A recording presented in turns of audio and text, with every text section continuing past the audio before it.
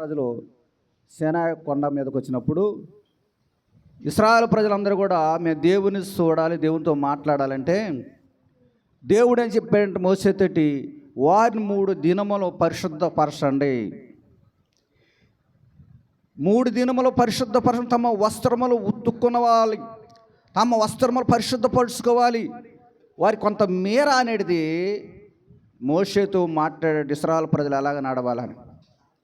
అందుకనే బైబిల్ గ్రంథంలో దిద్దుబాటు అనే ఒక పదము చాలా ఉంది. నేర్చుకునే వాడికి దిద్దుబాటు ఉంది. దిద్దుబాటు అంటే అర్థం కాని వారు కూడా చాలామంది ఉన్నారు. అందుకనే ఒక వాక్యం అనేది మీకు తెలియచేసి ముందుకు సాగుతాను. యాకోబు పత్రిక 4వ అధ్యాయము 7వ వచనంలో దేవునికి లోబడి అపవాదుని ఎదిరించండి, అప్పుడు వాడు మీ వద్ద నుండి పారిపోను. దేవుని వద్దకు రండి, అప్పుడు ఆయన మీ వద్దకు వచ్చును అన్న మాట ఉంటుంది. ప్రేమ అనే దేవుని బిడ్డలారా, ఈ మాటలు చాలా మనం అర్థం చేసుకుంటే దేవునికి లోబడి అపవాదుని ఎదిరించాలి. అపవాది అనగా పాపము ద్వారాగా సృష్టించబడిన అపవాదిని జయించాలంటే మనము దేవునికి లోబడి మనము దేవునికి ఒక విధేయతగా కలిగిన వారై ఉండాలి. దేవునికి లోబడటం అంటే ఏంటి? ఎలాగ లోబడాలి దేవునికి లోబడటం అంటే అపవాదుని ఎదిరించాలంటే దేవునికి నువ్వు లోబడాలి.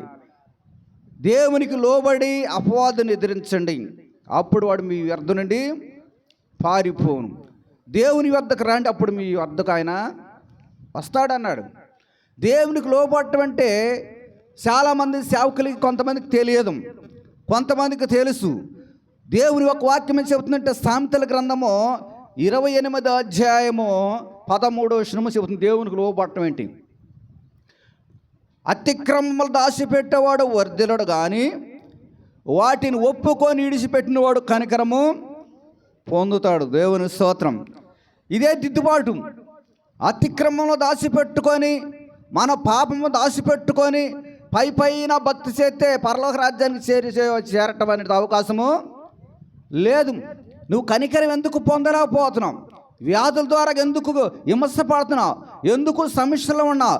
కుటుంబ సమస్య, ఆర్థిక సమస్య, బిడ్డలు పాపం వల్ల పడిపోవటానికి కారణము, బిడ్డలు త్రాగుబోతులుగా అయిపోవటం కారణం, బిడ్డలు మందిరానికి రాకుండా పోవటము, దేవుని సన్నిధి రక్షణ పొందటానికి కారణము. ఎందుకంటే మన పెద్దవైన వారు మన నడిచేవారు అతిక్రమలు మన పాపం వారిని నెట్టేసిద్దంట. వాడక శ్రమ వస్తే యోనా వెళ్ళి వాడ భాగంలో పడుకున్నాడు. వాడు నాయకులు ఏం చేశారంటే ఈ పెద్ద తుఫాను ఎవరిని పట్టొచ్చిందో, ఎవరెవరు దేవుడికి మీరు ఆరాధించడం ఎవరిని పట్టొచ్చిందో అని సీట్లు వేసారంట. సీట్లు అయితే ఎవరి మీద వచ్చింది? ఎవరైతే దేవుని మాట వినలేదో, ఎవరైతే అతిక్రమం దాచిపెట్టుకొని అంటే ఒక దేవుని మాటను దాచిపెట్టుకొని ఆ వాడ భాగం అడుగు భాగంలో పండుకున్నాడో అతని మీదకే ఈ సీట్ వెళ్ళింది. అందరు కలిసి ఒక నిర్ణయం తీసుకుంటే ఆ నిర్ణయం దేవుడు తీసుకుంటాడు. వాడ నాయకులందరూ కలిసి ఈ తుఫాన వాడ మీద ఎందుకు పడిందో, ఎవరిని పడిందో అని సీట్లు ఎత్తే సీటు ఎక్కడికి వెళ్ళింది చెప్పండి? ఎవరైతే దేవుని మాటను దాచుకున్నాడో, ఎవరైతే దేవుని మాటను కప్పుకున్నాడో, దేవుని మాటకి ఎవరైతే ఇదైతే కలిగి నడవక, దేవుని మాటకి లోబడక, దేవుని మాట చెప్పినాక ప్రదేశానికి వెళ్ళకుండా వాడబరాగంలోకి వెళ్ళి పండుకున్నా కానీ ఏమైంది? అతని మీదకి వచ్చింది. దేవుని యొక్క సన్నిధిలో ప్రేమైన దేవుని బిడ్డలారా, నువ్వు దేవుని మాటను దాస్తున్నావా? దేవుని మాటను ఎంతవాటికి నువ్వు వింటున్నావు? దేవుని మాటకి నువ్వు లోబడుతున్నావా? అందుకనే ప్రభు అనే దేవుని బిడ్డలారా, ఒక ప్రాంతంలో అనానీయ సిపేరు ఉన్నారు. వీరు దేవుని మందిరానికి వచ్చేవారే, వీరందరూ స్తుతించేవారే. కానీ వీరు భార్యాభర్తలు ఇద్దరు కలిసి ఒక పొలం అమ్మారు. అపోస్తలుల కార్యం 5వ అధ్యాయంలో పొలం అమ్మిన తర్వాత వీరిద్దరు భార్యాభర్తలు ఏం చేశారంటే, అపోస్తలులైన పేతురు గారు ఉన్నారు, ఆయన దగ్గరికి మనం వెళ్ళాలి, మనకొండ స్వాస్థ్యము అనగా మనకొండ పొలాన్ని అమ్మి ఏంటి కొంత దాచుకుందాము, కొంత తీసుకెళ్ళి అపోస్తలుల పాదాల వద్ద పెడదాము అనుకున్నారు. ఈ సంగతి ఇంతకి అమ్మాము అనే సంగతి నువ్వు చెప్పొద్దు, నేను చెప్పొద్దు అని దాచారంట. ఎప్పుడైతే వీరిద్దరూ ఆ మాటను ఏకభావించి దాచారో మరణమే ఇంట్లో కూర్చొని ఉంది. ప్రేమ అనే దేవుని బిడ్డలారా, ఈ మరణశ్రేష్ఠుడు వారిని కాసుకొని ఉన్నాడు. ఏమనుకున్నారు వీరిద్దరంటే, మనం అమ్మాం పొలము, మనం అపొస్తలుని పాదాల యొద్ద సమస్తం తీసుకొచ్చి పెట్టాలి కాబట్టి మనకి సగం దాచుకుందాము, కొంత తీసుకెళ్ళి అపొస్తల పాదాల యొద్ద పెడదాం. ఈ సంగతి పాస్టర్ గారికి చెప్పకూడదు అనుకున్నారంట. మనం అనుకున్న అయ్యగారికి చెప్పకూడదు, మన ఇంట్లో సంగతులు చెప్పకూడదు, మన యొక్క పర్సనల్ విషయాలు చెప్పకూడదు అని వీరిద్దరు ఏకభావించారంట. సిపేరును అననీయ. వీరిద్దరు పాస్టర్ గారని నడిపించే ఒక నాయకుడైన అపొస్తలుల దగ్గరకు రాకపోవటం వలన, వీరిద్దరూ ఆ మాటను దాచటం వలన, వీరిద్దరు ఆ మాటలు ఏకభావించడం వలన ఏం కూర్చుంది? ఇంట్లో మరణం కూర్చుంది. మాటను దాచినందుకు ఇద్దరు చనిపోయారు. ముందు అననీయ చనిపోయాడు. ఆ తర్వాత పేతురు గారు అంటున్నారు, మీరు మాట్లాడుతున్నది మనుషులతో కాదమ్మా, నేను అడుగుతున్నా, మీరు యథార్థత చెప్పట్లా. ఎంత కమ్మారు ఈ పొలం అంటే, ఎంతకే అమ్మినం అన్నారు. కానీ ఎంతకు అమ్మినం అయ్యా, మేము కొంత దాచుకున్నామని యథార్థం మీలోంచి రావట్లేదు. మీరు మాట్లాడుతున్నది మనుషులతో కాదు, పరిశుద్ధాత్మను మోసపుచ్చుడుకు సాతానుడు మీకు ఎందుకు ఆ ప్రేరేపణ కలిగించింది? చూసివా, మాటను దాచినందుకు ఏం పట్టిందంట? సాతాను నీకు ప్రేరేపణ కలిగించేది. సేవకుడి దగ్గరికి మన పర్సనల్ విషయాలు చెప్పకూడదు, దాచుకుందామని యథార్థతలో లేకుండా మనం ఎప్పుడైతే ఒక ఐక్యత కలిగి ఉండాలి అని ఒక ఆలోచన ఎప్పుడైతే వచ్చిందో సాతాను వారిని పట్టేసిందంట.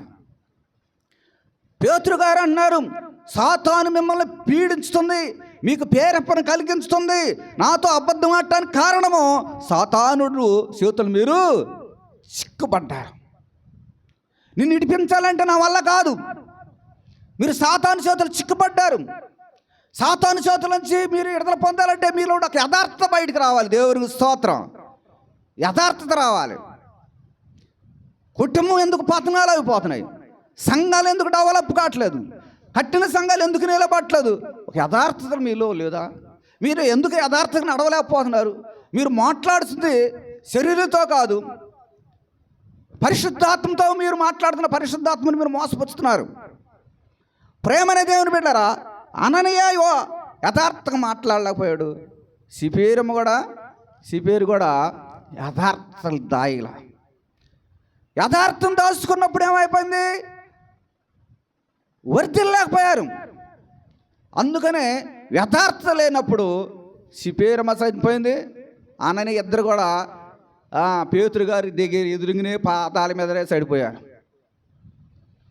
పాస్టర్ గారు ప్రార్థన చేశారు, అయ్యా ఈ యొక్క శిక్ష రాకూడదని. సేవకుడి మాట అక్కడ పాపం మనలో ఉంటే దేవుడేం చేయలేడు, సేవకుడేం చేయలేడు.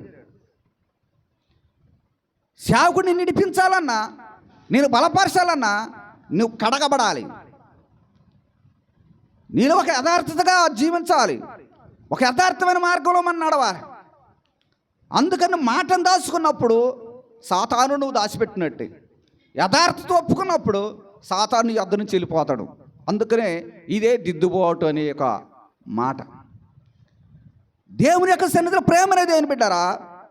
యోబు గారు ఒక మాట అంటాడు, 31వ అధ్యాయము యోబు గ్రంథము 31వ అధ్యాయంలో 33వ వచనం అనేది యోబు గారు ఆదామును గురించి ఒక మాట మాట్లాడతాడు. 31వ అధ్యాయము 33వ వచనం. ఈ మాట అనేది యోబు గారు అంటున్నారు, ఆదాము చేసినట్లుగా నా దోషములను కప్పుకొని వెడల మహాసమూహమునకు భయపడి కుటుంబమునకు తిరస్కారమునకు దడిసి నేను మౌనముగా ఉండి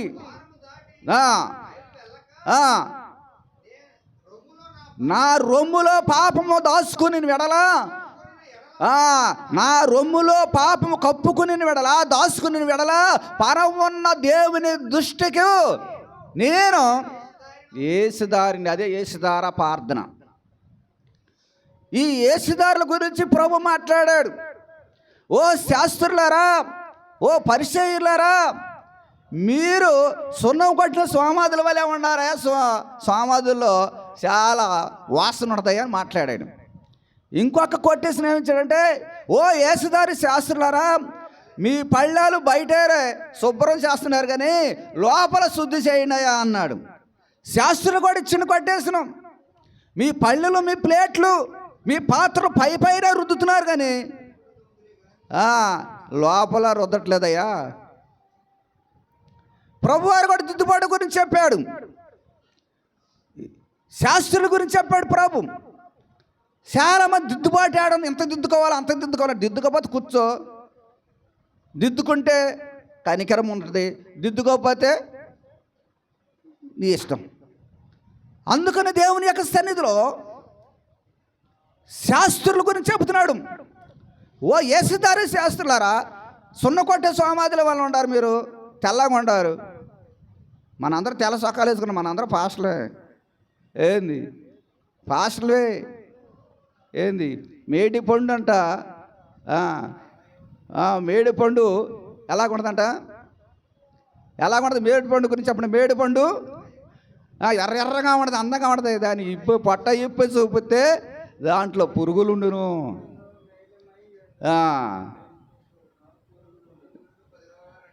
చూసారా? మనుషు సంగతి అలాగే. అందుకని ఆదాము చెబుతున్నాడు, ఆదాము కోనలో, ఆదాము నువ్వు ఎక్కడ అంటే, ఆదాము ఏమన్నాడు? అయ్యా నేను చెట్లు చాటును తాగాను అయ్యా అని యథార్థ ఒప్పుకున్నాడు. చెట్లు దాక్కున్నా, చెప్పుడు మాట్లాడి చెడిపోయాను అని అంత యథార్థత ఒప్పుకున్నా కానీ ఏంది, ఆయన దేవుని సన్నిధిలో ఉండి ఏదోనో తోటలో ఉండి ఉన్నప్పుడు దేవుడు ఆదాం నువ్వు ఎక్కడంటే, ఆదాం ఏమన్నాడు? నేను చెట్ల చాటును తాగాను అంటే పాపం చేసినోడు దేవుని ఎదుటికి రావటానికి అవకాశం లేదు. ఆ యథార్థత అనేది ఆ పాపం ఆయన నెట్టేసిన చెట్టు చాటుకి. నువ్వు ఎక్కడా ఆదాం అంటే నేను చెట్ల చాటును తాగానయ్యా అన్నాడు. చూసారా? వాళ్ళు యథార్థత ఒప్పుకున్నా కానీ యోబు గారు ఆయన గురించి మాట్లాడాడు. ఆదాము చేసినట్లు రొమ్ములో నా పాపము దాచుకుని వెడలా పరమున్న దేవుని దృష్టికి నేను వేస్తారని నవ్వుతును.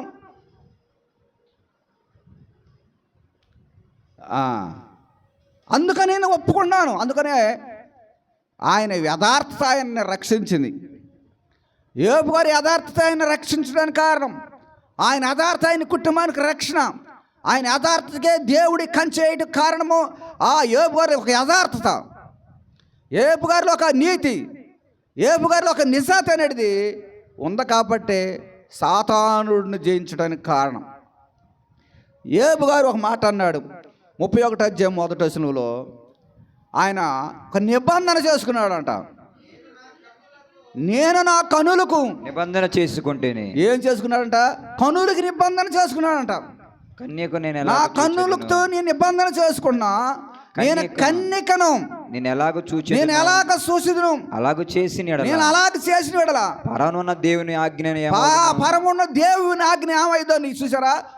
నిబంధన పెట్టుకున్నాడంట. కళ్ళకి నిబంధన పెట్టుకున్నాడు. నేను స్త్రీని చూడనయ్యా, చూసినా నేను నా మనసుని కంట్రోల్ చేసుకుంటానయ్యా అని దేవుని ఆజ్ఞకు లోబడ్డాడు. ప్రేమనే దేవుని బిడ్డలారా, దేవుని యొక్క సన్నిధిలో ఈ మొత్తం కూడా మనం సరి చేసుకోవాల్సినవి. అందుకనే యాకోబు పత్రిక 4వ అధ్యాయంలో 11వ వచనంలో ఉంటుంది. యాకోబు పత్రిక 4వ అధ్యాయము 11వ వచనం. ఇదే దిద్దుబాటు గురించి మనం సరిచేసుకోవాల్సిన విషయము, మనం నడవాల్సిన విషయం చాలా ఉంటుంది. సహోదరులారా, ఏమన్నాడు? సహోదరులారా, ఇందాకేం చెప్పారు? సహోదరుల ఐక్యత కలిగి నివాసించడం ఎంతో మేలు అన్నాడు. ఆ మేలు ఎందుకు పొందలేకపోతున్నామంటే, సహోదరులారా మీరు ఒకరికి విరోధముగా మాట్లాడుకుని వెడల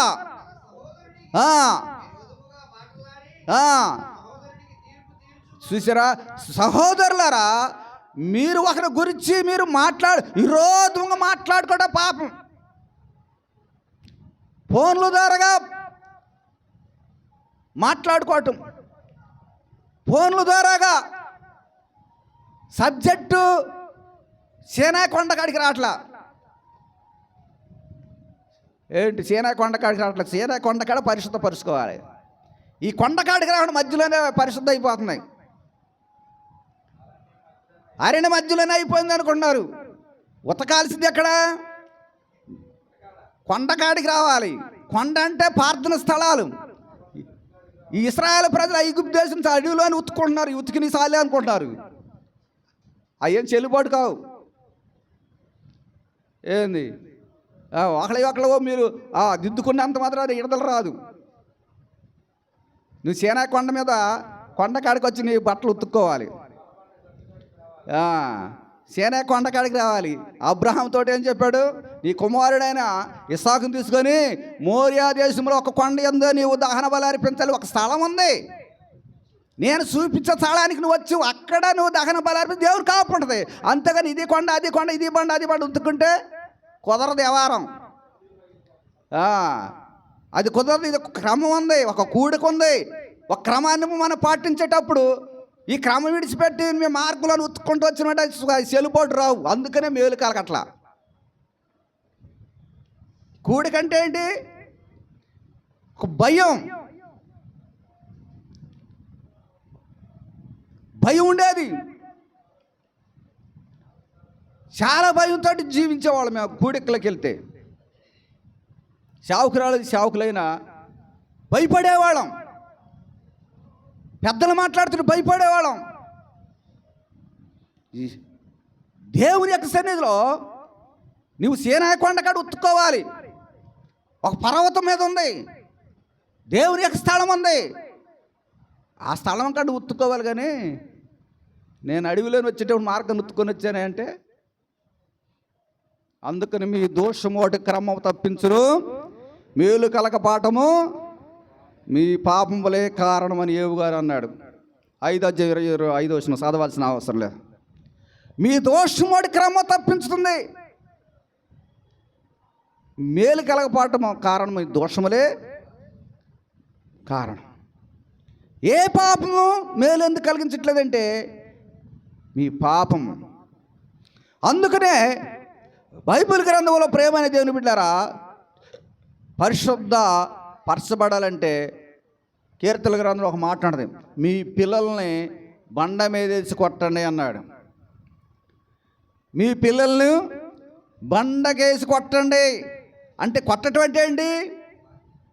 వాక్యం ద్వారాగా ఉతక స్థానం చేపియాలి, వాక్యం ద్వారాగా ఉతకబడాలి, వాక్యం ద్వారాగా కడగబడాలి.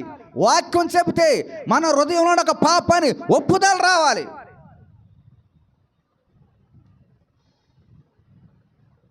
దేవుని యొక్క సన్నిధిలో ప్రేమని దేవుని బిడ్డలారా, క్షేమకాలంలో దేవుడు నీతో మాట్లాడతాను కానీ క్షేమకాలం నేను నీతో మాట్లాడుతాను కానీ నువ్వు విననంటివి అన్నాడు.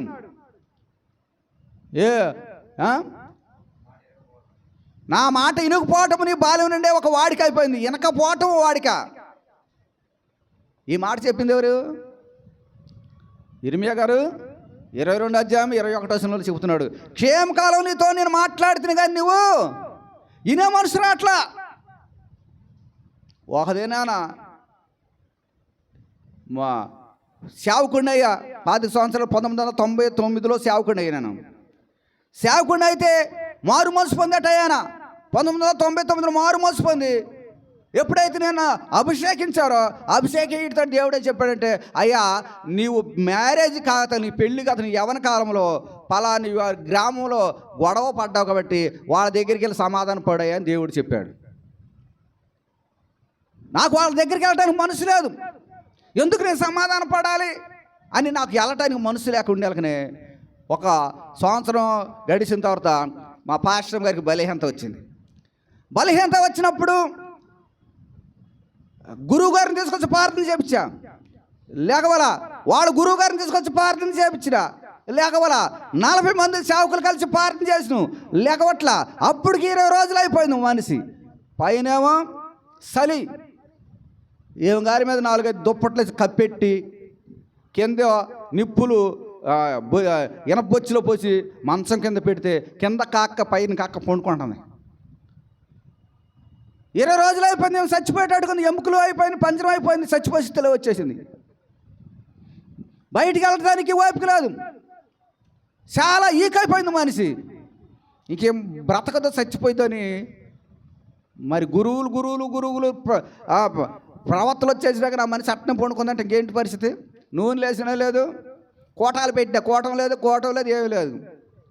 20 రోజులు ఆగిన తర్వాత ఇంక ఈ మనిషి సరిపోయిద్ది, బ్రతకదు అని ఆలోచనలోకి వచ్చిన తర్వాత రాత్రి చెబుతున్నాడు, క్షేమకాలంలో నీతో మాట్లాడగా పలానా గ్రామీణ వాళ్ళతో సమాధాన పడమని. నువ్వు గొడవలు పెట్టుకున్నావు, గొడవల దోషము యవన కాలంలో చేసిన, బాల్యకాలంలో చేసిన పాపం ఇప్పుడు ఉందా, వీళ్ళు సమాధాన పడని. అప్పుడు లెక్క వచ్చిన తర్వాత అప్పుడు అమ్మగారిని ఇక్కడ విడిచిపెట్టి వాళ్ళ దగ్గర ఎవరి దగ్గరికి అయితే దేవుడు చెప్పాడు వాళ్ళ దగ్గరికి సమాధాన పడి ఆడ సమాధాన పడ్డ ఇక్కడ గారికి ఆరోగ్యం వచ్చేసింది. దేవుని స్తోత్రం. చూసా, పాపం మనలో పెట్టుకొని అయ్యగారు చేయలేదు, ఈ అయ్యగారు చేతిలా ఏ అయ్యగారు చేసినా ముందు పాపం నువ్వు దిద్దాలి. నువ్వు దిద్దుబాటు చేసుకుంటేనే నీ దోషం కడగబడాలి. ప్రభు ఏం చెబుతాడు చెప్పాడు. ఇప్పుడు నీకు శ్రమ వచ్చింది, కష్టం వచ్చింది, ఇబ్బంది వచ్చింది, ఇరుకు వచ్చింది, అప్పులు పోలాయా, కుటుంబం పతనం అవుతుంది, ఎందుకు అవుతుంది అని మనము బ్యాక్గ్రౌండ్కి వెళ్ళాలంటే ముందు ఏమి చెప్పాడు ప్రభు, శ్రమ రాకతానికి ఏమి చెప్పాడు అని దాన్ని పట్టుకొని నువ్వు నడితే నువ్వు బయటకు వస్తావు. కానీ శ్రమ రాడుతుంటే చెప్పయ్యా అని వెంటనే ఉంటాడు. అందుకు రక్షింపు నేర్కున్నట్లు హోస్తం కురసకాలేదు, ఈ నేనేనుకున్నట్లు నా చెవులు మందం కాలేదు, నీ దోషం నాకు అడ్డంగా వచ్చింది కాబట్టి నేను ఆలకింపుగా ఉన్నాను అన్నాడు. ఎత్తేసాడు ఒక మాటతోటి. నీ దోషం నువ్వు కడుక్కోవాలి. దేవుని యొక్క సన్నిధిలో ప్రేమైన దేవుని బిడ్డలారా, దేవుని యొక్క సన్నిధిలో ఒక మాట మనం చూసుకోవాలి. అందుకని యాకోబు పత్రిక 2:19 ఒక మాట్లాడాడు. 2:19 ఉన్నాడు చెప్పండి. దేవుని యొక్క సన్నిధిలో యాకోబు కొన్ని విషయాలు మనకు తెలియజేస్తున్నాడు. దేవుడు ఒక్కడేని, నీవు దేవుడు ఒక్కడని నువ్వు నమ్ముతున్నావు. అలాగ నమ్ముట మంచిదే, దేవుడు ఉన్నాడు నమ్మట మంచిదే. దెయ్యాలు కూడా నమ్ముతున్నాయి అంట. చూసారా, నువ్వు దేవుడని నమ్ముతున్నావు, దెయ్యాలు కూడా దేవుడని నమ్ముతున్నాయి అంట. నీకు దెయ్యానికి తేడా లేదంట. చూసారా, యాకోబు చెబుతున్నాడు దేవుడు ఉన్నాడు, దేవుడు నువ్వు నమ్ముతున్నావు మంచిదే. అలా నమ్మట, నువ్వు దేవుడు నమ్మటం మంచిది కదా. దెయ్యాలు కూడా నమ్మి వణుకుతున్నాయి దేవుడని. అప్పుడు దెయ్యానికి నీకు ఏ బ్యాచ్లు ఉండవు? దెయ్యాల బ్యాచ్లు ఉండవా?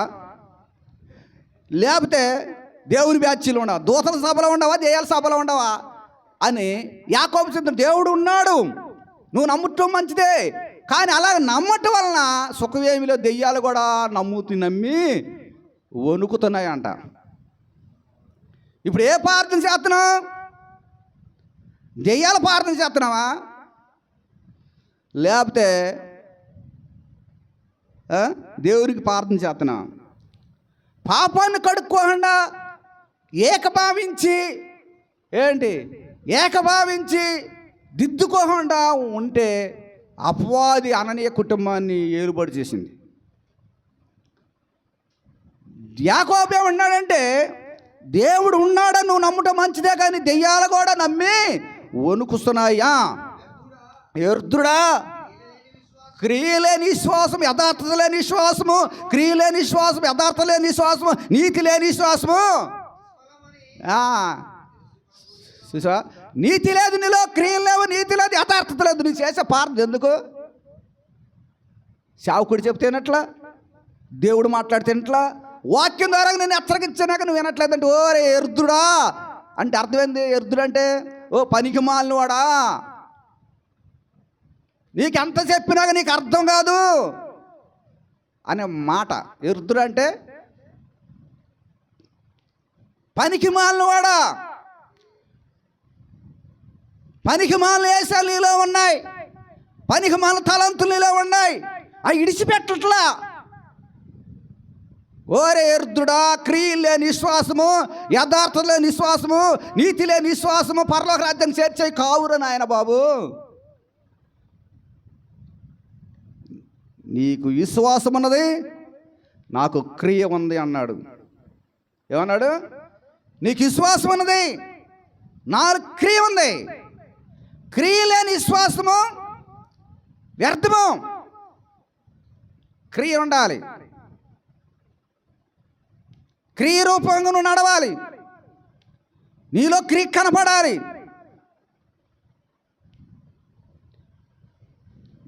దేవుని యొక్క సన్నిధిలో ప్రేమని దేవుని బిడ్డలారా, దావీదు అంటాడు ఒక మాట 32వ అధ్యాయంలో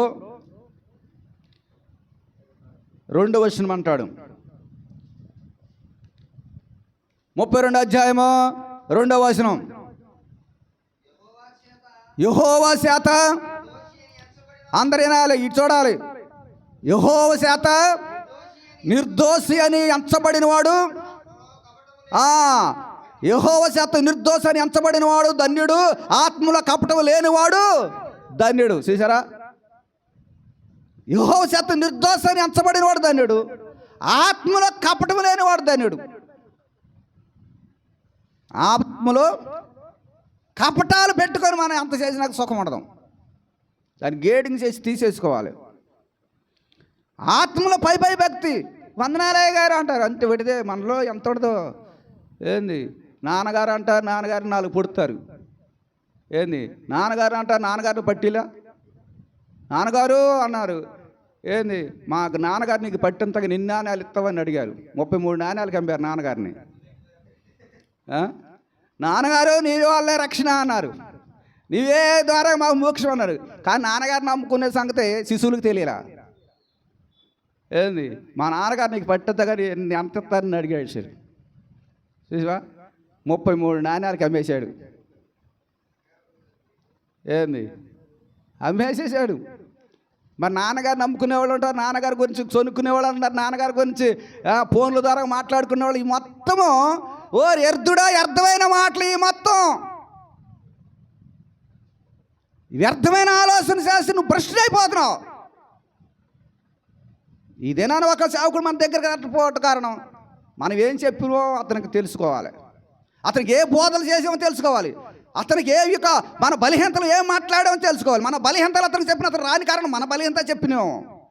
మనలో బలహీనతను మాట్లాడుతున్నాం, గాయపరిచాయం, బలహీనతమైన తలాంతులు మన ప్రవర్తన చూసి అతను రావట్లేదు. నువ్వు వస్తున్నావు, నీ మాటలు అతను ఆగిపోయాడు. అవి చూసుకో. దేవుని యొక్క సన్నిధిలో ప్రేమని దేవుని బిడ్డలారా, యెహోవా చేత నిర్దోషిని ఎంచబడిన వాడు ధన్యుడు, ఆత్మలో కపటం లేనివాడు. ఉండదంటే మాట్లాడాలి. అందుకని నేను అందరికి విరోధంగానే ఉంటా. అమ్మగారికి కూడా విరోధంగానే ఉంటాను నేను. ఎందుకంటే అయ్యగారు గట్టిగా మాట్లాడతాడు, నిదానంగా మాట్లాడని అంటుంటారు. వాళ్ళు గట్టిగా మాట్లాడినా ఏంది అయ్యగారు ఎందుకు మాట్లాడుతున్నా అర్థం చేసుకోరు. అయ్యగారు గట్టిగా మాట్లాడతాడు, కోపం ద్వారా మాట్లాడతాడు. అట్ట మాట్లాడతాను నేను, కోపం కాదు. దేవునికి మనం ఇదైతే కలిగి ఉండాలి నా పట్టుదల. దేవుని పరిచర్యలు మనం నలగాలి, దేవుని సన్నిధిలో మనం ముందుకు దేవుని సేవ ముందుకు తీసుకెళ్ళాలి. బ్రతికిన 4 రోజులైనా దేవుని సువార్తని యథార్థంగా జీవించాలి, యథార్థంగా సువార్త చేయాలని నా పట్టుదల. నామకార్థంగా మనం జీవించకూడదు. ఏ చెప్పనది అది గట్టిగా వేయాలి. లోపన అసూయ పెంచుకోవటం వలన పరలోక రాజ్యంలో నుంచి లూసిఫర్ త్రోయబడింది. అసూయ ఉన్నవారు దేవుని రాజ్యం చేరారు, పరలోక రాజ్యం త్రోయబడింది. చూడండి, అసూయ ఉండటం వలన త్రోయబడ్డాడు. అందుకని యెహోవా చేత నిర్దోషిని ఎంచబడిన వారు ధన్యులు. నీ పాపాలు క్షమించానాయా అని ప్రభు మాట్లాడాలి, నీ దోషాలు క్షమించబడాయని దేవుడు మాట్లాడాలి. దేవుని యొక్క శక్తి మన మీదకి అప్పుడు వచ్చింది. అందుకని ఆత్మలో కపటం లేనివాడు ధన్యుడు. ఏమి లేనివాడంట? ఆత్మలో కపటం లేనివాడు ధన్యుడు. ఒక దినాన యేసుప్రభు ఒక మార్గానికి వెళ్తున్నాడు. యేసుప్రభు మార్గానికి వెళ్తుంటే యోహాను సువార్త 1వ అధ్యాయము 48 వచనంలో ఉంటుంది. 48 వచనంలో ఇతడు ఇశ్రాయేలీలే, 1వ అధ్యాయం 48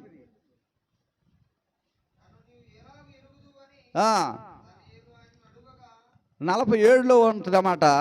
ఏమన్నాడంటే యేసు నతానియేలు అతని యొద్దట వచ్చుట చూసి, ఇదిగో ఇతడు నిజంగా ఇశ్రాయేలుడే, ఇతని యందు ఏ కపటము లేదు. ఎస్, చెప్పేశాడు నతానేలు గురించి.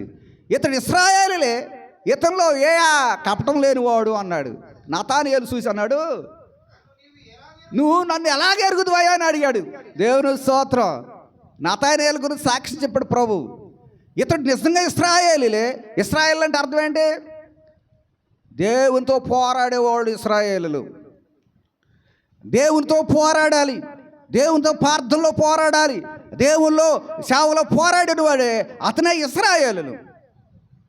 సేవకుడి మాట వెనక, దేవుని మాట వెనక, దేవుని వాక్యానికి లోబడకుండా ఉండేవాడు మాత్రం ఇశ్రాయేలులు కాదు. ఈ సైన్యాన్ని తీసుకెళ్ళి ఎక్కడ వేయాలి? శాస్త్రులు వేయాలి. అందుకనే ఓ ఇశ్రాయేలులు ఏమంటావు?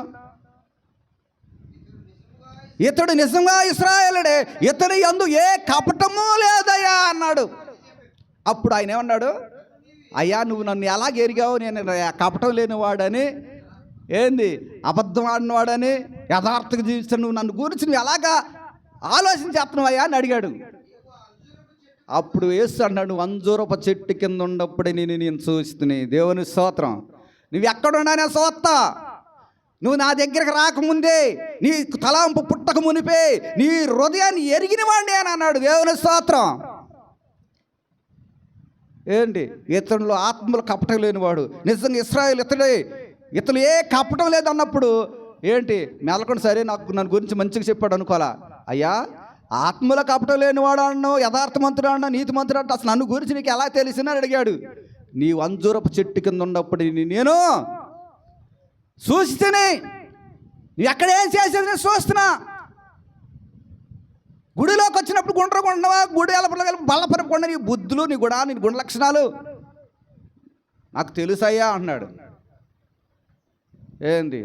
ఒక ఆయన అంట, ఒక పాస్టర్ గారు బోధ చేసినట్ట, అమ్మా నీ గుణాన్ని మార్చుకో తల్లి, అయ్యా నీ గుణాలను మార్చుకో, బాబు నీ గుణాన్ని మార్చుకోయ్యా, అమ్మా నీ గుణ లక్షణాలు మార్చుకోమని పాస్టర్ గారు బోధ చేస్తుంటే ఏమందంట, అవసరమైతే మొన్నము అయినా మారుతారు కానీ నా గుణాన్ని మాత్రం మార్చుకొని అంటుందంట. అంటే ఈ మొగుడుగా ఈ భర్తగా ఇంకోటి చేసుకొని బతుకుతా కానీ నా హృదయాన్ని మార్చుకొని అంటుంది, గుణ లక్షణాలు మార్చుకొని అంటుంది. మనువునైనా మారుతా కానీ గుణాన్ని మార్చుకోలేను. ఈ గుణ లక్షణాలు మార్చుకోకపోతే నిత్యజ్ఞంలోకి మనం పోవాల్సి వచ్చింది. అందుకని ఆత్మలో కపటం లేనివాడు ఇతను నిజమైన ఇశ్రాయేలే, ఇతను ఏ కపటము లేదు. ఏ కపటము లేదు. ఒక దినాన మేము ఒక సాటికాడికి ప్రార్థనకి వెళ్ళాం. ప్రార్థనకి వెళ్తే మా గురువు గారు మమ్మల్ని పిలిచారు. పాస్టర్ గారే ఏం చేశాడంటే అక్కడికి వెళ్ళి అమ్మ గొప్ప అన్నప్రసన్న కార్యక్రమంలో ఏటపోతునికి వచ్చారు.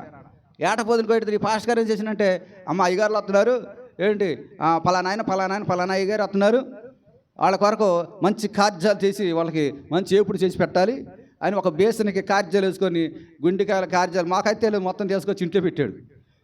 వాళ్ళు ఏం చేసి పాస్టర్ గారు వస్తున్నారు కాబట్టి 4-5 వస్తున్నారు, అది మంచిగా ఫ్రెష్గా వారిని కూర్చోబెట్టి మంచిగా పెట్టండి. వారు ఏం చెప్పారు, వీళ్ళు చెప్పి మొత్తం బేసన్ నిండా వచ్చినాయి. తీసుకొచ్చి ఇంట్లో పెట్టాడు. ఇంట్లో పెట్టబడితే కూటం అయిపోయింది. మమ్మల్ని అందరిని అక్కడ భోజనాలు అయితే అక్కడికి తీసుకెళ్తాపండి, ఆడికి తీసుకెళ్ళాడు. ఏంటి ఆడ తీసుకెళ్ళి అందున ఆడ భోజనాలు చేపించిండు. మేము ఇటువంటి వెళ్ళిపోయాం. ఆయన ఏం చేసినట్టు ఈ అయ్యగారు వాళ్ళు వెళ్ళిన తర్వాత ఏంటి ఈ యొక్క శుభ్రంగా వండుకొని తినొచ్చని వాళ్ళు ఆలోచన చేసిండు. ఆయన కోటానికి వెళ్ళొచ్చిండు. ఆడికి మమ్మల్ని ఇంటిగా ఆ ఫంక్షన్ కాడికి ఎత్తుకెళ్ళిండు, పెట్టించిండు. మమ్మల్ని అటోళ్ళటే పంపించేసిండు. ఇంటికి వచ్చి చూసుకుని ఆ బేసిన్ నిండా ఏమైందంట, బేసిన్ నిండా పురుగులు పడ్డాయి, అంగళం పారు పురుగులు పడ్డాయి, లొక్కలు ఆడుతున్నాయి. అవి మొత్తం ఆయనకు ఆలోచన వచ్చి ఏంటి మంచి శ్రమలు భయభీతులు దెయ్యాలు బట్టి మరణాపాయములు వెళ్ళినప్పుడు అప్పుడు ఒప్పుకున్నాడు, యథార్థత అయ్యా నేను ఇలాగ చేశానయ్యా, దాచుకున్నా మొత్తం కూడా పురుగు పడిపోయిందయ్యా, నన్ను క్షమించండి. ఎప్పటికీ శ్రమల్లో దిద్దుకున్నాడు, యథార్థ ఒప్పుకున్నాడు. దేవుని యొక్క సన్నిధిలో ప్రేమ అనే దేవుని బిడ్డలారా, మనలో దోషం పెట్టుకొని, మనలో పాపాన్ని సరి చేసుకోకుండా, మనలో ఉన్న దోషాన్ని సరి చేసుకోకుండా 100 మంది ప్రార్థన చేసినాక నీకు ఎడదల రాదు. 100 మంది ప్రార్థన చేసి నువ్వు సంఘాలు కట్టలేం. ముందు మనం సరి చేసుకోవాలి. యేసుప్రభు శిష్యులతోటే ఉన్నాడు, శిశువులారా మీ వలలు ఇడిచిపెట్టి రాండి, నేను ఎంబడించండి, మిమ్మల్ని మనసు పట్టి జారులుగా చేస్తున్నాడు. ఇడిచిపెట్టాలి. ఎలీషా దగ్గరికి వెళ్ళాడు, ఎలీషాను పిలిచాడు. ఎలీషా చేసే వ్యవసాయం ఇడిచిపెట్టి ముందుకెళ్ళాడు కాబట్టి అభివృద్ధి పొందాడు. గురువుని మించిన శిష్యుడు అయ్యాడు. గురువు 7 14 చేశాడు. నువ్వు ఇడిచిపెట్టాలి, నీ వల్ల ఇడిచిపెట్టాలి. పాపమైన స్థితిని ఇడిచిపెట్టకుండా నేను పాస్టర్ను, నేను ఏటరైన పాస్టర్ అని దెయ్యానికి తెలుసు. నువ్వు ఏ క్రియల్లో ఉంటాయి. నువ్వు పాస్టర్గా ఉండవా, లేకపోతే యాటర్గా ఉండవా, అసలు దేవుడు పని చేస్తున్నావా, లేకపోతే నువ్వు ఏం చేస్తున్నావు అనేది మన పరిస్థితిని పరీక్షించుటకు మన దగ్గర అపవాది ఎదురుగానే ఉంటుంది. దేవుని పని చేస్తే దేవుడు ఉంటాడు. ఏంటి సేవకుడైన మనం, అభిషేకం పొందిన మనం దేవుని పని చేయకుండా మనం ఇష్టం వచ్చిన పనులు చేసుకుంటుంటే అక్కడే మనం చిక్కులు పడతాం. అందుకని దేవుని యొక్క సన్నిధిలో ప్రేమని దేవుని బిడ్డారా పిలుపన్నాడు. నువ్వు నన్ను ఎలా ఎరుగుతావు అంటే, నువ్వు అంజూరపు చెట్టు కింద ఉన్నప్పుడు నిన్ను నేను చూసి తిని. మన చూస్తుంటాడు దేవుడు. మన యొక్క హృదయంలో ఉన్న మాట, మన తలంతుల మాట, మనకు తలంతుకు పుట్టక మునిపే దేవుడికి సమస్తం తెలుసు అంట. సమస్తము తెలుసు. ఏదో పై భక్తి సోత్ర సోత్ర సోత్ర సోత్ర సోత్ర సోత్ర ఆత్ర కుదరదు. ఏంది వీళ్ళిద్దరు అనుకున్నట్టు అత్తాకోడలు ఉన్నారంట. ఆ అత్తాకోడలు అంటే, అమ్మాయి నేను సుట్ట తాగే సంగతి అయ్యగారికి మాత్రం నువ్వు చెప్పొద్దు అందంట అత్త కోడలకి. నేను సుట్ట తాగే సంగతి అయ్యగారికి చెప్పొద్దు, నువ్వు చెబుతావా? నేను అసలు అయ్యగారి కాడ బాప్టిజం తీసుకున్నాను, మారు మనసు పొందా, అయ్యగారికి నేను పెద్ద సంఘ పెద్దగానే ఉంటున్నా, నేను సుట్ట సాగే సంగతి మాత్రం అయ్యగారికి చెప్పకూడదు అందంట. సరేలా అత్తయ్యా అందంట. వీళ్ళిద్దరు కానీ చర్చికి వచ్చారు. చర్చికి రావడంతో ఏం జరిగింది, ఈ అత్తకి సుట్ట పీకు వచ్చేసింది, కూతు వచ్చేసింది. ఏంది అంటుందంట, ఈ పాస్టర్ దేవుని స్తోత్రం హల్లెలూయా అన్నప్పుడు వీళ్ళు కూడా హల్లెలూయా అంటున్నారంట. ఆహా, ఇది ఒక భాషగా ఉంది, ఈ భాషలో మన భాష కూడా వదులుదాం అనుకుందంట. అందుకని సోత్ర సోత్ర సోత్ర కోళ్ళ సోత్ర సోత్ర సోత్ర సోత్ర సుట్టాడుందమ్మా అందంట. ఆమందంట హల్లెలూయా హల్లెలూయా హల్లెలూయా హరికి మీద ఉంది అందంట. ఇటువంటి భక్తి ఉంది అనుకో, ఏంది సోత్రం కాడ ఆత్రం కాడ ఉంటాం. ఏంది పాస్టర్ గారికి చెప్పపోయినా కానీ ఆ తలంతో వచ్చేసి పట్టేశాడు. ఇద్దరు మాట్లాడుకున్నారు, నా సంగతి పాస్టర్ గారికి చెప్పదు, నువ్వు చెప్తే కుదరదు, లేదు నువ్వు చెప్పినవు అనుకో నేను చర్చి కూడా రాను అన్న అత్త. నేనెందుకు చెప్తాను అయితే, నేను చెప్పను, అసలు నేను రక్షించాలని నేను ఎంతో ప్రయాసపడుతున్నా. వెళ్ళిపోయింది. ఆమెకే ఏముంది సుట్ట కుతి వచ్చేసింది అత్తగారికి. ఏంది సోత్ర సోత్ర సుట్టాడంటే హల్లెలూయా హల్లెలూయా హల్లెలూయా హల్లెలూయా అరిగి మీద ఉంది అంటున్నా. యేసుబట్టి భక్తి కలిగిన వాళ్ళు వర్ధల కారణాలు ఇవే. దేవుని సన్నిధిలో యోహాను సువార్త 5:24 అంటున్నాడు. 5:24 యోహాను సువార్తలో, నా మాట విని నన్ను పంపిన వాని యందు విశ్వాసం ఉంచేవాడు నిత్య జీవము గలవాడు, అతవాడు తీర్పులోనికి రాకుండా మరణములో నుండి జీవములోనికి దాటి ఉన్నాడు. దేవుని స్తోత్రం. మాట వినాలి. నా మాట వినేవాడు మరణములోకి రాక జీవములోనికి దాటుతాడు. నా మాట వినేవాడు నిత్య జీవము గలవాడు, నా మాట వినేవాడు మరణం నుంచి జీవంలోకి దాటుతాడు. జీవం అనగా దేవుని రాజ్యానికి సాదృశ్యం చూసుకోవాలి. దేవుని యొక్క సన్నిధిలో ప్రేమ అనేది ఏం బిడ్డారా? రోమిలకు రాసిన పత్రిక 4:7 ఒక మాట ఉంటుంది. రోమిలకు రాసిన పత్రిక 4:7 ఎలా అనగా, మన అతిక్రమములకు పరిహారము నొందినవాడు, పాపమునకు ప్రాయశ్చిత్తము నొందినవాడు ధన్యుడు. ఏమద్దన్యుడంట? మన దోషములకు మన అతిక్రమములకు పరిహారం అనగా మన పాపం ఒప్పుకొని ఇడిచిపెట్టిన వాడు కనికరము పొందుతాడు. ఆ, తన పాపమునకు ప్రయాసరిత్వము నొందినవాడు ధన్యుడు. చూసారా, దేవుని యొక్క సన్నిధిలో ప్రేమని దేవుని బిడ్డారా. పౌలు గారు ఒక మాట అన్నాడు, ఇబ్రీయులకు రాసిన పత్రిక 10 అధ్యాయము 17 వచనంలో ఉంటుంది మాట. 10 అధ్యాయం 17 వచనం ఇబ్రీయులకు రాసిన పత్రిక పౌలు రాజు చెప్పిన మాటలో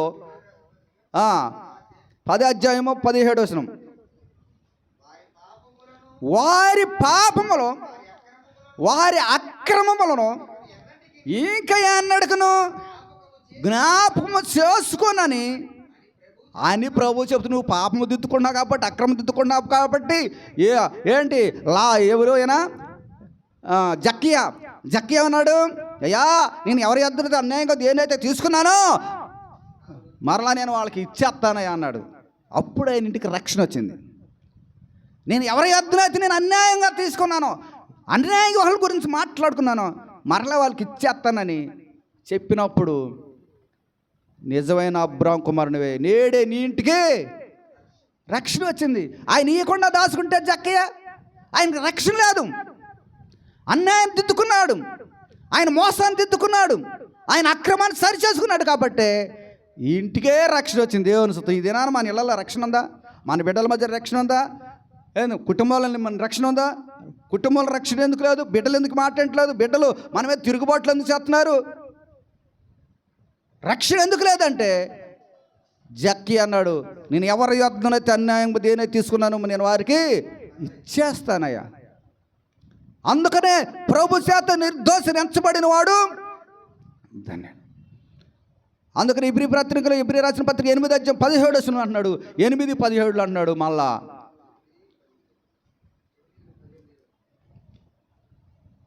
ఇబ్రీ రాసిన పత్రిక 8 అధ్యాయం 17 వచనం,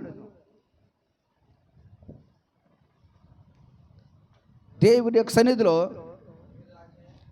17 వచనం,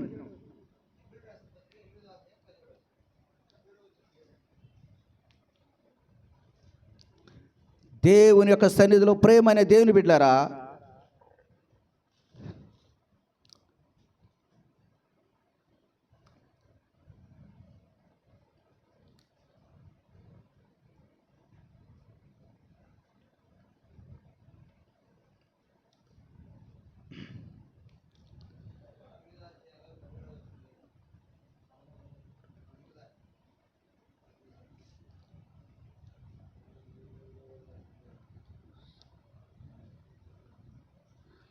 ఆ 12 వచనం చదవండి.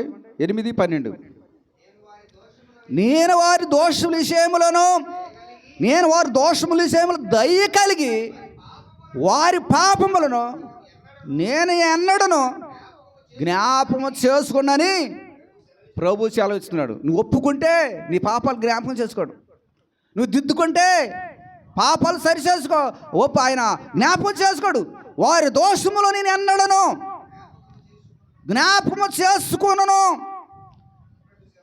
దేవుడే సెలవిస్తున్నాడు. ఈ మొత్తం ఎప్పుడు? నువ్వు దిద్దుకున్నప్పుడు, నువ్వు సరి చేసుకున్నప్పుడు, నువ్వు పాపాన్ని మానుకున్నప్పుడు, అతిక్రమలు ఒప్పుకున్నప్పుడు, నువ్వు యథార్థతగా జీవించినప్పుడు. ఏబు గారు అంటున్నాడు 27 అధ్యాయం ఏబు గ్రంథంలో అంటున్నాడు 5వ వచనంలో, మీరు చెప్పినది న్యాయమైనాను నేను ఎంత మాత్రమో ఒప్పుకొనను, నేను మరణం ఎంతవరకు కూడా నీతి నిడవక గట్టిగా పట్టుకుంది అన్నాడు 27 అధ్యాయం 5వ వచనంలో. నా నీతి నిడవక గట్టిగా పట్టుకుంది. నువ్వు ఎప్పుడైతే నువ్వు నీతిని పట్టుకుంటావో నువ్వు దేవుణ్ణే పట్టుకున్నట్టు. 27 అధ్యాయం 5వ వచనం, మీరు చెప్పినది న్యాయమైన నేను ఏమాత్రమో ఒప్పుకొనను, మరణమయ్యేంత వరకు కూడా నేను ఎంత మాత్రమో యథార్థం ఏడవను. మరణం వచ్చిన ఏదో వచ్చినా నేను మా యథార్థం ఏడవను. నా నీతి నిడవక గట్టిగా నువ్వు ఎప్పుడైతే నీతిని పట్టుకుంటావు దేవుని పట్టుకున్నట్టే. దేవుని స్తోత్రం. నువ్వు ఎప్పుడైతే అవినీతిలోకి వెళ్తున్నావో, ఎప్పుడైతే ఆ అవిశ్వాసకు జీవితున్నావో దేవుని విడిచిపెట్టినట్టు. నా నీతి నిడవక గట్టిగా పట్టుకుంటావు. నేను సచ్చిన బాధలో బతికిన బాధ యథార్థం నేను ఎడవను, యథార్థంగా జీవిస్తా, యథార్థంగా నడుస్తా, యథార్థంగా జీవితాన్ని ఎప్పుడైతే మనం నిలబడతామో దెయ్యం ఈ క్షణమే నిన్ను విడిచిపెట్టి వెళ్ళిపోయి. దేవుని స్తోత్రం. కప్పుకున్నావా? ఏంది, ఒక దెయ్యం వెళ్ళి 7 దెయ్యాలు తెచ్చిద్దంట. ఒకటి కాదు, ఒకటి పోయిద్ది, ఒకటి పోయి స్నేహితులు తెచ్చుకుంటే మాకు 7 తెచ్చిద్ది. ఒకటో అపిత్రమైన దెయ్యాలు 7, దెయ్యాల 7 7 7 14. మనలో ఎప్పుడు కాసుకొని పడితే మొత్తం కలిసి 15 ఉంటాయి. మొత్తం కలిసి ఆ ఇంట్లో జ్వరబడేస్తాయి.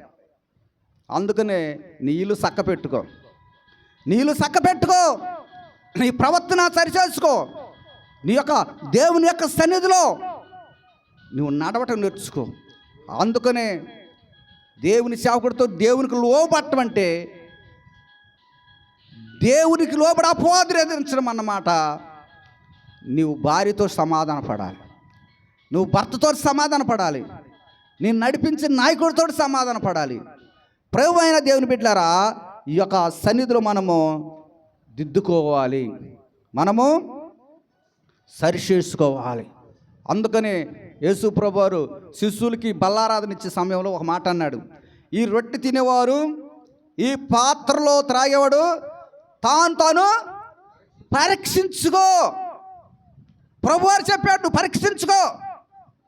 అయోగ్యంగా నువ్వు రొట్టె తినవద్దు, అయోగ్యంగా బల్లారాధనలో పాలు పంపులు పొందవద్దు, ద్రాక్షరసంలే కొట్టల్లోలే పిండి కొట్టల్లోదులు అనుకోబాగు బాబు. ఈ రొట్టె నా శరీరము, ఈ ద్రాక్షరసం నా రక్తము, ఈ రొట్టె తిన పాత్రను త్రాగొడు తాను పరీక్షించుకోండి అన్నాడు. పరీక్షించుకున్న వాళ్ళు సంఘాలు కట్టారు, పరీక్షించుకోండేమో చెట్టుకి ఊరేసుకుని చచ్చిపోయాడు. ప్రభు చెప్పాడు, పరీక్షించుకో. అదే దిద్దుకోవటం. చాలామంది దిద్దుబాటు ఆడుంది అన్నట్టు. యేసుప్రభు చెప్పే మొత్తం దిద్దుబాటు గురించే చెబుతున్నాడు. అర్థమైన వాళ్ళకి అర్థమైంది, అర్థం కాని వాళ్ళకి అర్థమైపోయింది. ఈ మాట దేనికి చెప్పాడు? పరీక్షించుకో అన్న మాట దేనికి వచ్చింది? నువ్వు ఎక్కడున్నావు, ఏ ధనాన్ని నువ్వు ఆశించావో అవి మొత్తం పరీక్షించుకో నీ పరిస్థితి అని శిశువులందరూ ఉన్నప్పుడు చెప్పాడు మాట. పరీక్షించుకోండి, అదే దిద్దుబాటు. అతిక్రమలు దాచిపెట్టేవాడు వర్ధిల్లడు. ఒప్పుకోవాలి, ఒప్పుకొని ఇడిచిపెట్టాలి, ఒప్పుకోవాలి, ఇడిచిపెట్టవాలి, ఇడిచిపెట్టేవారు కనికరం పొందుతారు. ఇడిచిపెట్టకుండా ఈపు వేసుకొని మోసుకుంటూ వెళ్తున్నాం అనుకో, నిన్ను తీసుకెళ్ళి పాతాళశార సాతానుకి సిద్ధపాటు చేశాడంట. సాతానికి ఓటేసావా, నిన్ను తీసుకెళ్ళి శారలో పాడేసిద్ది. దేవునికి ఓటేస్తావా, నిత్యరాజ్యానికి నువ్వు వారసుడవుతావు. అందుకని అతిక్రమలు దాచిపెట్టేవాడు వర్ధిల్లడు. వాటిని ఒప్పుకొని ఇడిచిపెట్టినవాడు కనికరమ పొందుతాడు. ఈ వాక్యాలు అనేది మనము ఇదే దిద్దుబాటు అనేది. ఇలాంటి దిద్దుబాటు మనం చేసుకుంటే మన కుటుంబాలకు నెమ్మది వచ్చింది. ఒక ఇడిచిపెట్టినప్పుడు, ఒక అక్రమం ఇడిచిపెట్టినప్పుడు, ఒక పాపాన్ని ఇడిచిపెట్టినప్పుడు, ఒక దోషాన్ని ఇడిచిపెట్టినప్పుడు కుటుంబానికే నెమ్మది వచ్చేసింది, కుటుంబానికి కూడా నెమ్మది వచ్చేసింది. ప్రేమని దేవుని బిడ్డారా, మీరందరూ దయచేసి తన వస్త్రములు ఉతుక్కున్నవాడు ధన్యుడు. ప్రకటన గ్రంథం 22:14 అంటారు, ఆ పట్టణంలోకి పోవాలంటే తమ వస్త్రములు ఉతుక్కున్నవాడు ధన్యుడు. ప్రకటన గ్రంథం యోహాను చెబుతున్నాడు 22:14 తమ వస్త్రములు ఉతుక్కోవాలి. ఎక్కడ ఉతుక్కున్నా? జీవవృక్షము కక్కుగలవారై గుమ్మములకుండా పట్టణంలోకి ప్రవేశించినట్లు ఉతుక్కున్నవారు, వస్త్రములు ఉతుక్కున్నవారు ధన్యులు. ఉతుక్కోవాలి. ఉతుక్కోవటం దిద్దుకోవాలి. పట్టణంలో చేర్చబడాలి, నువ్వు ఉతుక్కబడాలి. ఎక్కడ పడితే అక్కడ ఉతికితేట. నీకు ఒక సేన పర్వతం మీద ఒక కొండ ఉంది, కొండకాడ ఉతుక్కోవాలి. సేవకుడు మధ్యలో పెట్టి కూతికారంట. సేవకుడు ఎవరున్నారు? మోసే ఉన్నాడు. మోసే దగ్గర మోసే దేవుడితో మాట్లాడినప్పుడు, మోసేతో దేవుడు మాట్లాడు, మోసే వచ్చి వీళ్ళకి చెప్పినప్పుడు వీళ్ళందరూ ఉతుక్కున్నారంట. చాలా క్రమాలు నేర్చుకున్నారు. వచ్చేటప్పుడు నేర్చుకున్న వాళ్ళు నడిచారు, నేర్చుకున్న వాళ్ళు అడవిలోనే రాలిపోయారు. నేర్చుకోకుండా తిరుగుబాటు చేసిన బ్యాచ్ మొత్తం ఏమండి? ఎవరు తిరుగుబాటు చేసిన బ్యాచ్? కోరాకు, దాతాబు, అభిరాము కుటుంబాలు విరోధంగా పోగాయి. చెప్పిన వెనక మోసేకి ఆరోరికి విరోధంగా పోగాయి. జనాన్ని మొత్తాన్ని వాళ్ళకెళ్ళి తిప్పుకున్నారు. దేవుని మాట విన్నవాడే రక్షణ పొందుతుడు, దేవుని మాట వినేవారు మొత్తం మా దగ్గరకు రాండి అని చెప్పారు. సేవకుడి దగ్గరకు వచ్చిన వారు మొత్తం దేవుని మాట దేవుని సన్నిధికి అనగా ఆరోను మోసే దగ్గరికి ఎవరైతే వచ్చారో వారికి రక్షణ ఉంది. దాతాబు అభిరాము కోరాత్ కుటుంబాలు కాసుకొని ఉన్నవారు అందరిని కూడా భూమి నోరు తెరిచి అందరిని మింగేసిందంట ఒక దెబ్బనే. దుష్టులు గుడారం విడిచిపెట్టాలి. ఆ దుష్టులు గుడారంలోంచి మీరు ఏరికాండి అన్నాడు. దుష్టులతో సాంగత్యము వదిలిపెట్టేయాలి. దుష్టులకు సాంగత్యము లేదు. దుష్టుల సాంగత్యము మీరు మరవండి. విశ్వాసిగా అవిశ్వాసి పొత్తు లేదు.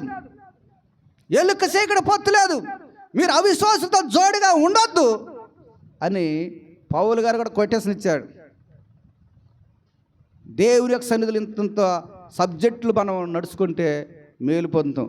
అయ్యగారు నాకు మేలు కలగట్లేదండి, అయ్యగారు నేను అప్పులు ఉన్నాను, అయ్యగారు నా కిడ్నీలు నొప్పులండి, నడుము నొప్పులండి, బాధ అండి, మా భార్య భర్త సమాధానం లేదండి, నా భార్య వినట్లేదండి, నా భర్త వినట్లేదండి, నా కొడుకులు వినట్లేదండి, నా కోడ వినట్లేదు. ఎందుకనరు? వందంతా నీ కాడ ఉంది. నువ్వు సరి చేసుకుంటే అంతా సరే అయింది. నువ్వు సరి చేసుకోకపోతే యోనా సరి చేసుకున్నాడు. తాను సరి చేసుకున్నాడు కాబట్టి నన్ను ఎత్తా సముద్రాలు ఏమన్నాడు. అప్పుడే వాళ్ళ నాయకులు రక్షణ పొందారు, రక్షణ వచ్చింది. అప్పుడు తుఫాను ఆగిపోయింది. మరి సరి చేసుకోవాలి, దిద్దుకోవాలి. మన అవధిత మనం ఎక్కడ పడిపోయాం, ఏ స్థితిలో పడిపోయాం జ్ఞాపకం తెచ్చుకోవాలి. అందుకని ప్రకటన గ్రంథం 2:5 నువ్వు ఏ స్థితిలో పడిపోతే ఆ స్థితిని జ్ఞాపకం తెచ్చుకొని మరలా మారు మోస పొందు. నీకు అవకాశం ఇస్తాను. దేవుని స్తోత్రం. నువ్వు ఏ స్థితిలో పడిపోయావు, పడ్డ స్థితి విడిచిపెట్టి నువ్వు పనిముట్టు పోగొట్టుకుంది. ఒకసారి ఎత్తుకుతే ఎందుకు దొరికింది అది? ఏమండి, నువ్వు పనిముట్టు నీ ఉంగరం కానీ వస్తువు కానీ గుండ్రలో పోగొట్టుకుని ఎక్కడికి వచ్చి పరిటాలు ఎత్తుకుతే ఎందుకు దొరికింది? నువ్వు పోగొట్టుకుని కూడా ఎత్తుకుతే ఆ వస్తువు దొరికింది.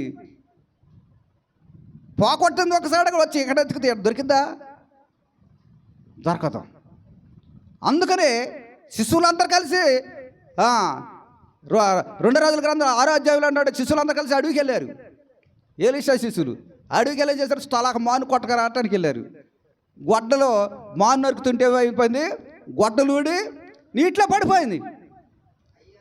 నీటిలో పడిపోతుంటే శిశువులు అన్నారు, అయ్యా నా ఏలినవాడా, అయ్యా నా ఏలినవాడా, మేము అరువు తెచ్చాము ఈ గొడ్డలు. మాను నరుకుతుంటే ఊడేమైపోయిందంట, నీళ్ళలో పడిపోయింది. అప్పుడు ఎలీషా ఏమన్నాడు చెప్పండి? అసలు అది ఎక్కడ పడిందో చెప్పండి. అసలు అది ఊడింది అంటున్నారు, పోయింది అంటున్నారు. అసలు పడ్డ స్థలం చెప్తామంటే శిశువులు అన్నట్టు ఇదే సరిదిలో పడిందని చెప్పారంట. దేవుని స్తోత్రం. ఇదే సరిదిలో పడిందంటే అప్పుడు ఎలీషా కొమ్మ తీసి నీటిలేక తూము పట్టి గొడ్డలు బయటకు వచ్చేసింది. దేవుని స్తోత్రం. పడ్డ సాటకాడ చెబితే తీస్తాడు, అంతేగాని పడదు కాబట్టి అయ్యారు ఈ మధ్యలో ఈ సరిదిలో ఆడ పడిందంటే ఏమి వెతుకుతాడు? పడ్డ స్థలం కావాలి. మేలు ఎందుకు పొందట్లేదు? పడ్డ స్థలం కావాలి. పడ్డ స్థలం విడిచిపెట్టి అని మూలిగిన సుఖం ఉండదు. పడ్డ స్థలం చెప్తే సింపుల్గా వస్తా బయటికి. దేవుని స్తోత్రం. పడ్డ స్థలాలు చెప్పకుండా ఏంది వస్తువు ఒక సాడకడ పోగొట్టుకుని ఒక సాడకడ ఎతికితే ఎందుకు దొరికిద్ది? అందుకు నువ్వు ఏ స్థితిలో పడిపోతావో ఆ